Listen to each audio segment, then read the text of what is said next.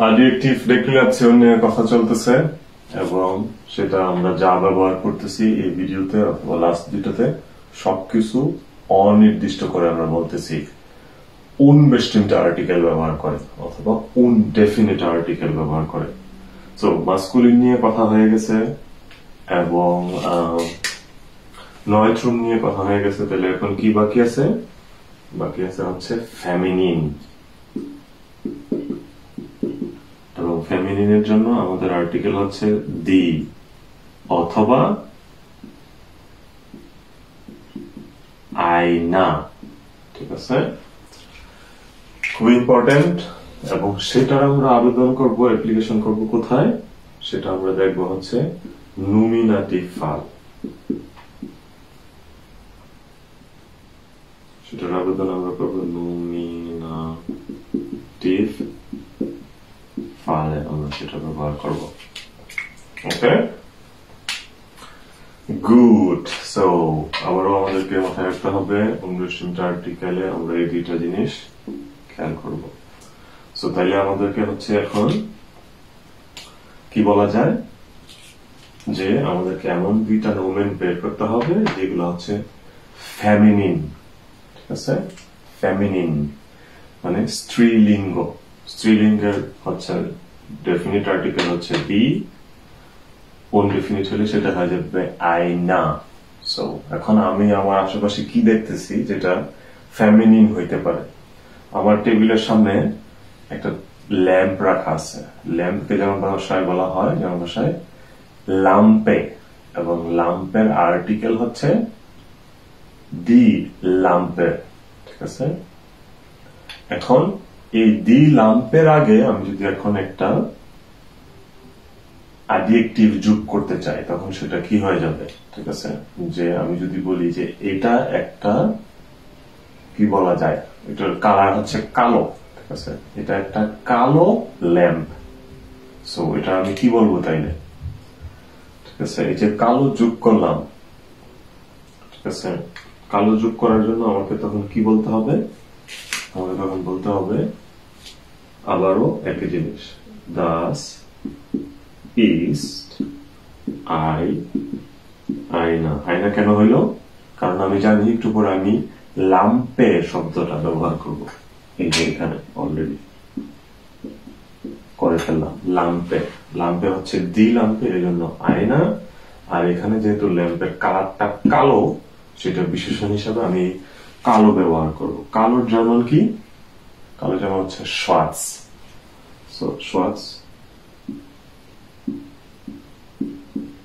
schwarz। আর এখন কি হবে?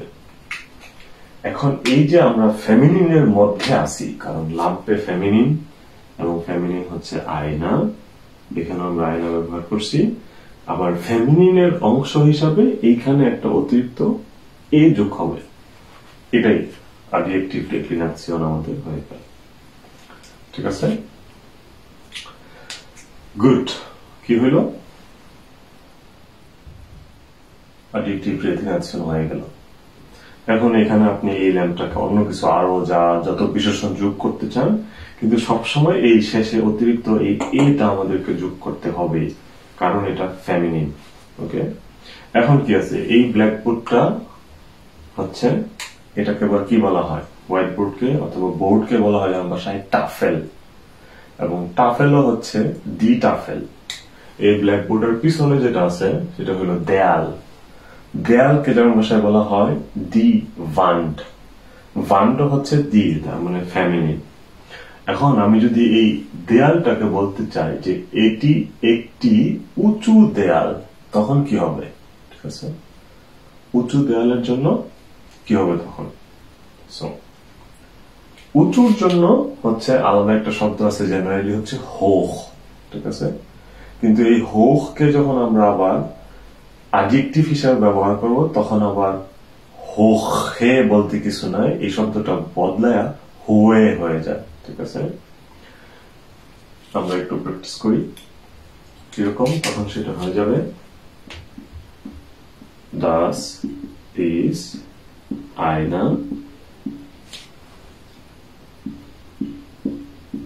হয়ে। ঠিক আছে, Wand. ঠিক আছে,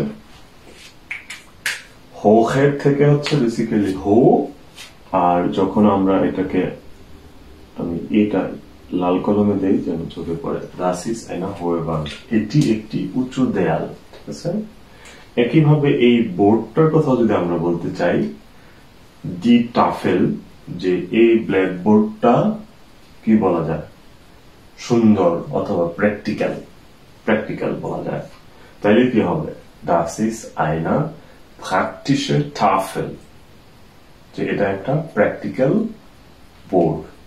এখন এটা হোয়াইট বোর্ডকে আমরা বলতে পারি ভাইসে টাফেল। ঠিক আছে, অথবা ব্ল্যাকবোর্ডকে শর্টসে টাফেল হইতে পারে। ঠিক আছে, গুড। ইম্পর্টেন্ট হচ্ছে আমাদেরকে এটা মাথায় রাখতে হবে এবং এটার ব্যবহারটা বুঝতে হবে। এখনো কিন্তু আমরা নমিনাটিভে আছি, নমিনাটিভে আরো একটা বিষয় নিয়ে আলোচনা হবে, সেটা হচ্ছে প্লুরাল। ঠিক আছে, তারপরে হচ্ছে আমরা আমাদের ফাল চেঞ্জ করব, মানে আমাদের যে কেস নমিনাটিভ থেকে গিয়ে পরে আমরা অ্যাকুজিটিভে যাব। Bleibt gespannt.